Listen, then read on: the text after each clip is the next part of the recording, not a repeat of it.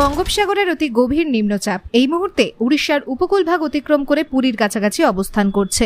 এর প্রভাবে আমাদের পশ্চিমবঙ্গে মৎস্যজীবীদের জন্য সতর্কবার্তা, আগামীকাল পর্যন্ত সমুদ্রে যেতে মানা করা হয়েছে। সমুদ্র উত্তাল থাকবে। পশ্চিমবঙ্গের জেলাগুলিতে দক্ষিণবঙ্গের সর্বত্র সর্বপ্রথম হালকা থেকে মাঝারি বৃষ্টিপাতের সম্ভাবনা থাকছে। বজ্রবিদ্যুতের সম্ভাবনা থাকছে পূর্ব পশ্চিম মেদিনীপুর, ঝাড়গ্রাম, বাঁকুড়া, পুরুলিয়া, বর্ধমান, দক্ষিণ 24 পরগনা এই সমস্ত জায়গায়। ভারী বৃষ্টিপাতের সতর্কতা থাকতে আগামীকাল পশ্চিমের জেলা পশ্চিম মেদিনীপুরে, 11 তারিখে দক্ষিণ 24 পরগনা, উত্তর 24 পরগনা, পূর্ব মেদিনীপুরে, 12 তারিখ নদিয়া, মুর্শিদাবাদ, বীরভূম, পূর্ব পশ্চিম বর্ধমান এই সমস্ত জেলাগুলিতে, 13 তারিখ মুর্শিদাবাদ, বীরভূম এই সমস্ত জেলাগুলিতে ভারী বৃষ্টিপাতের সম্ভাবনা থাকছে। উত্তরবঙ্গে ও ভারী বৃষ্টিপাতের সম্ভাবনা থাকছে 11 তারিখ কালিম্পং, আলিপুরদুয়ারে। এছাড়া বজ্রবিদ্যুৎ সহ বৃষ্টিপাতেরও সম্ভাবনা থাকছে উত্তরবঙ্গের জেলাগুলিতে। কলকাতা ও তার পার্শ্ববর্তী অঞ্চলে সাধারণত মেঘলা আকাশ, হালকা থেকে মাঝারি বৃষ্টিপাতের সম্ভাবনা থাকছে। আগামী কয়েকদিন আমাদের বঙ্গোপসাগরে যে অতি গভীর নিম্নচাপটা ছিল, এটা উড়িষ্যা উপকূল ভাগ অতিক্রম করেছে। এখন পুরীর কাছাকাছি, পুরী থেকে নর্থ ইস্টে 30 কিলোমিটার দূরে কেন্দ্রীভূত আছে।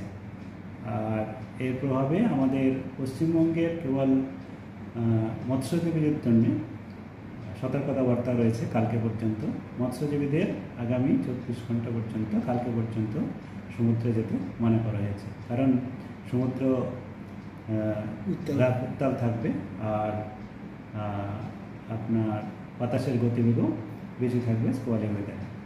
আর আমাদের পশ্চিমবঙ্গের জেলাগুলিতে বৃষ্টিপাতের যে সম্ভাবনা, বৃষ্টিপাত হালকা থেকে মাঝারি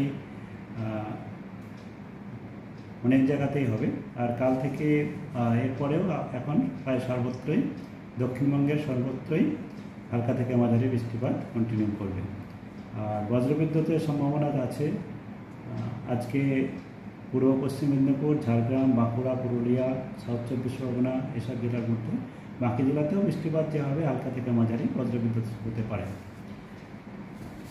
আর আমাদের ভারী বৃষ্টিপাতের যে সতর্কতা, ভারী বৃষ্টিপাতের আগামী 24 ঘন্টায় তেমন হওয়ার সম্ভাবনা নেই। কালকে পশ্চিমের জেলায়, যেমন পশ্চিম মেদিনীপুর জেলাতে একটি জায়গায় হতে পারে, তারপরে কেবল 1-2 জেলা করেই ভারী বৃষ্টিপাত হতে পারে। যেমন তারপরের দিন মানে হচ্ছে আপনার 11 তারিখে north south 24 Pargana, east Medinipur, 12 তারিখে নদিয়া, মুর্শিদাবাদ, বীরভূম, ইস্ট বর্ধমান, নর্থ 24 পরগনা, 13 তারিখে মুর্শিদাবাদ, বীরভূম। এটা আমাদের ভারী বৃষ্টিপাতের দক্ষিণবঙ্গের জেলাতে ভারী বৃষ্টিপাতের হওয়ার সম্ভাবনা বলা আছে।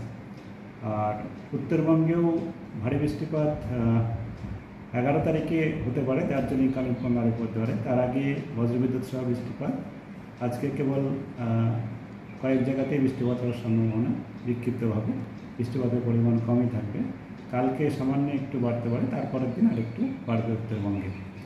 এই হচ্ছে এখন কলকাতা তার পার্শ্ববর্তী অঞ্চলে সাধারণত মেঘলা আকাশই থাকবে। 1-2 পশলা হালকা থেকে মাঝারি বৃষ্টিপাতেরই সম্ভাবনা আছে আগামী 24 ঘন্টা। আর আমাদের এখন বর্ষাকালের যে বৃষ্টিপাতের স্থিতি, তাতে 1 জুন থেকে আজকে 9 সেপ্টেম্বর পর্যন্ত দক্ষিণবঙ্গে 815.8 মিলিমিটার বৃষ্টিপাত হয়েছে। 983 এই সময় পর্যন্ত স্বাভাবিক হয়, 17% কম আছে, এটা আমাদের স্বাভাবিক রেঞ্জেই রয়েছে। আর উত্তরবঙ্গে 1749.3 মিলিমিটার হয়েছে, 1615 স্বাভাবিক হয়, 8% বেশি আছে। কলকাতাতে 946.3 মিলিমিটার হয়েছে, 1132 মিলিমিটার স্বাভাবিক হয়, 16% কম আছে। তবে